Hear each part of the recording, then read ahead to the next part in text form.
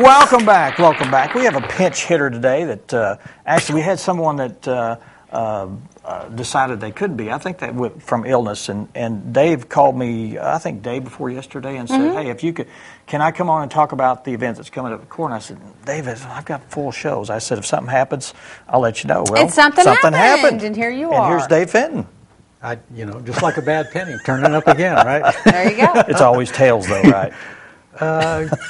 Yeah, well, that's a bad penny. Well, you know that what they if said. If it's heads, you can pick it up. If it's a heads up, then it's lucky. But if it's heads down, it's not so lucky. Well, but to me, I take any coin. Jeanette told me that who's your wife from New Zealand? Yeah, she said over there it's a little different. If it's heads, it's good luck and you can pick it up. If it's tails, you can pick it up, but you have to give it to someone. Oh, well, that'd be a good okay. thing. Yeah, that's all right. I like that. Yeah, I'd never heard that before. You pass the bad luck on to someone else. Bam. I don't think that was the the concept. Whatever. Anyway, yeah. But you're involved with Core. Yeah. Tell people what Core is.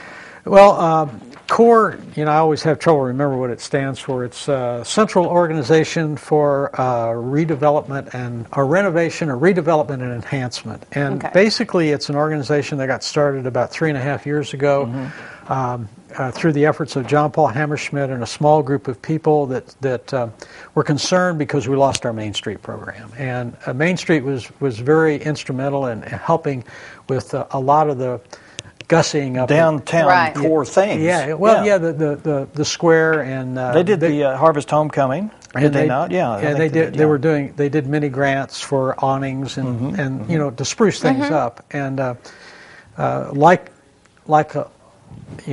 happened with the downturn in the economy and it getting tougher and tougher to raise private money because that was basically all supported through private money. We lost that program. The requirements at the state level in terms of what you had to spend just became onerous for us. So this group got together and said, hey, we need to get a group of volunteers together and start looking at the future and what can we do to help our economy here in town. And so that whole project got started. About 3 years. And I remember the initial plea, and it went out to anyone that wanted to be involved. Didn't have to be in an elite select group. Right. Anybody that had just a think tank for new ideas. Pretty much that way. I know that John Paul at the beginning of every meeting would stress the importance of transparency and the fact that this was open. Anybody could come to these meetings and basically, our goal was to put together a strategic plan for the future for the downtown area, and so that it took about 2 years to put that thing together.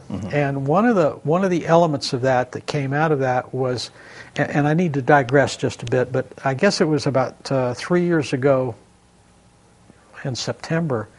I myself, Patty Methvin from the Chamber, and Scott Swanson had the opportunity to attend a Breakthrough Solutions conference in Little Rock. And while we were down there, I can't even remember why we decided to go, to be honest with you, but we saw some things on the agenda, and a lot of it had to do with economic development, so we thought, well, let's go down there.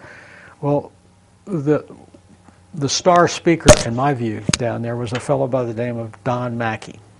And he talked about economic development in the new economy.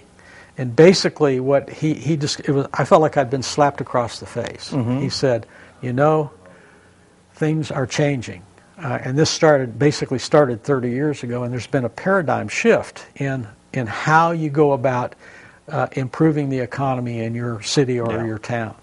And the old paradigm was, well, you go out and you find some land and you build an industrial park, and it's sort of the build it and they will come philosophy. Right. And what he pointed out to us is, he says, every town in America, got one. Everybody of a town of 5,000 or more Americans got one. And you're competing with all of those folks. So what is it that what sets you apart? What makes you different from everybody else? And so we just came back and we were all fired up and charged up about this thing and said, boy, we need to figure out a way to make this happen. And so one of the things we were able to do was we were in the SCORE project, the CORE project, we have what we call spokes, and it's a fancy name for committees. And so one of the committees that we were able to integrate into that effort was an entrepreneurship committee. And when we finally got our strategic plan put together, one of the initiatives in the plan has to do with becoming an entrepreneurial friendly community.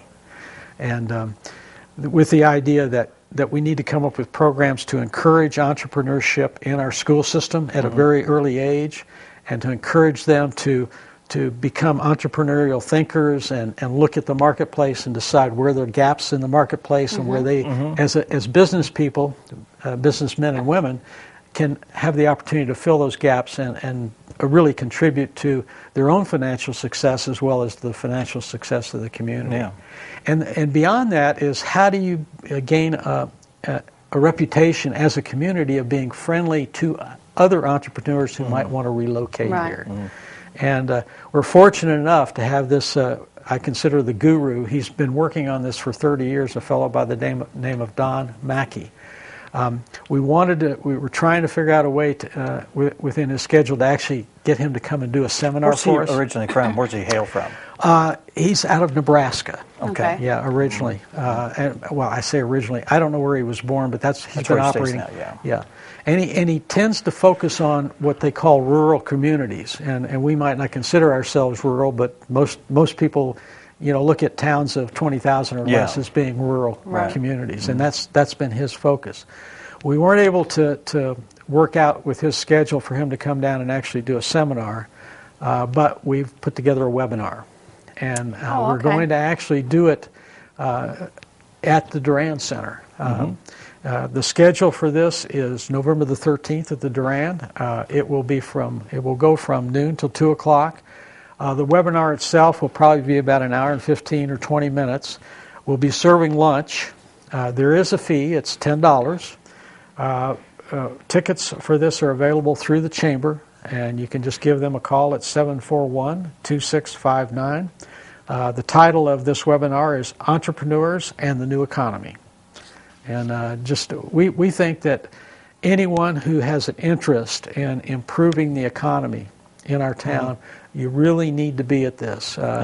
It's so hard for people like myself and Patty and Scott to come back and be able to convey to the rest of the community what we learned. I mean, we talk to people, and it's sort of like, you get a nod of the head or whatever, and say, they're off over here doing whatever. But to be able to actually see this guy who really is so knowledgeable and to be able to experience it for yourself, I think, is going to be important for the future of our town. Now, when you say webinar, is this will be on a big screen? Right. And will we see him up there and he'll give stats and all that? It will be as if you were sitting in like when, the seminar that we went to in Little Rock. It'll be just like that. Okay. So you'll basically get his presentation. Now, whether or not we're trying to figure out, we're not going to be able to have it interactive because they don't have that capability over there.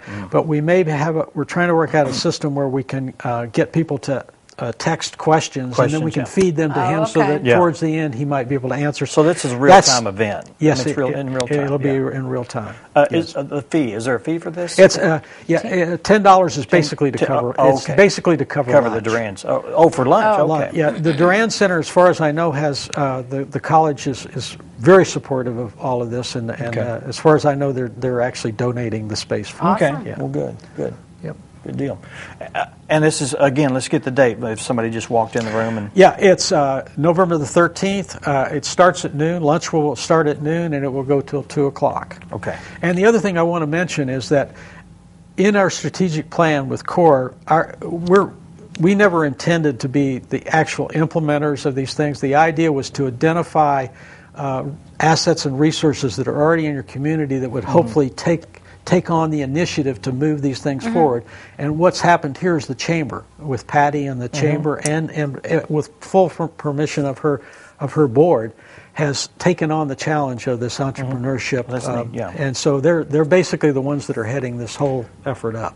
As part of CORE, is this a group? Is CORE at some point going to disband if they reach a mission or reach a certain apex and they're...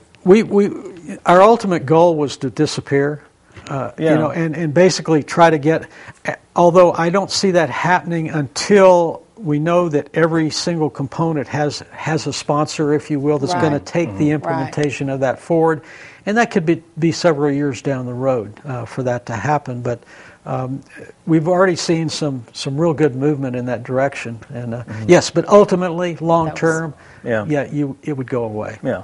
Okay.